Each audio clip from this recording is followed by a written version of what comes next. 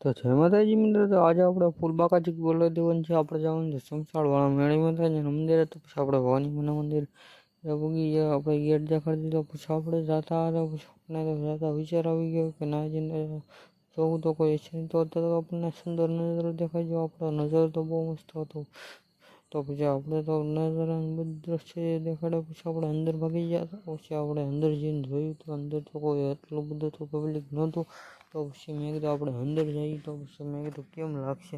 તો પછી આપણે ડાયરેક્ટ અંદર ગયા હતા. આપણે દર્શન કરી લીધા. પછી આપણે કહી દીધું મેળીમાં તમે આ વિડીયો જે જોવે ને તમારી રીતના જે થતું હોય એ વિધિ કરજો. તો પછી આપણે તો બાઈકનું ડાયરેક્ટ લઈ લીધું. પછી આપણે તો ડાયરેક્ટ ગયા બહાર બે હવા.